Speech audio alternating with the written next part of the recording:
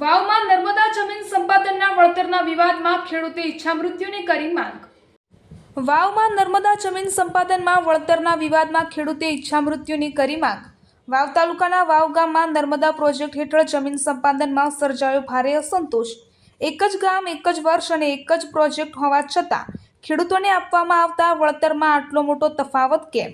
કેટલાક ખેડૂતોને જંત્રીના બમણા ભાવે અને 15% સુધીના વ્યાજ મળ્યું છે, જ્યારે અન્યને માત્ર 1.5 ગણા ભાવે આંશિક વળતર મળ્યું છે। ખેડૂત નરેશકુમાર વેંચિયાએ થરાદ કલેક્ટર કચેરીમાં પત્ર લખી ન્યાયની કરી માંગ। જો સમયસર વળતર નહીં મળે તો લોકશાહીમાં જીવન નિર્વાહ મુશ્કેલ। ખેડૂતે કરી ઈચ્છામૃત્યુની પરવાહની માંગ।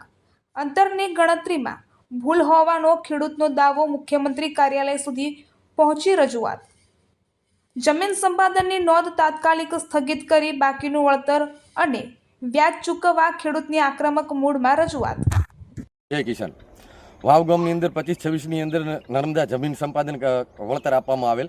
તેની અંદર જોડિયા ડિસ્ટ્રીબ્યુટરની માઇનોર 1 અને માઇનોર 4ની અંદર જંત્રી ભાવના 2 ગણું વળતર આપવામાં આવેલ છે, જ્યારે જોડિયા ડિસ્ટ્રીબ્યુટરની માઇનોર 2 અને માઇનોર 3 અને જોડિયા ડિસ્ટ્રીબ્યુટરની અંદર 1.5% જંત્રી ભાવનું વળતર આપવામાં આવેલ છે અને 0.5%નું કપાત કરવામાં આવેલ છે। આ બાબતે અમે તાલુકા કક્ષાએથી લઈ અને કેન્દ્ર કક્ષા સુધી મૌખિક અને લેખિત રજૂઆતો કરેલ છે, પરંતુ અમને કોઈ ન્યાયસંગત હજી સુધી વળતર મળ્યું નથી। તો આ બાબતે અમે કલેક્ટર સાહેબને આજરોજ એક ઔપચારિક પત્ર કરેલ છે અને અમે એ પત્ર દ્વારા કલેક્ટર સાહેબને જણાવેલ છે કે જોડિયા ડિસ્ટ્રીબ્યુટરની અંદર માઇનોર 1 અને માઇનોર 4ની અંદર જે વળતર મળેલ છે એ જ વળતર જોડિયા ડિસ્ટ્રીબ્યુટર માઇનોર 2 અને માઇનોર 3ની અંદર મળે, અથવા તો અમને ઈચ્છા મૃત્યુની પરવાનગી આલે। આ બાબતે અમે કલેક્ટર સાહેબને જાણ કરેલ છે।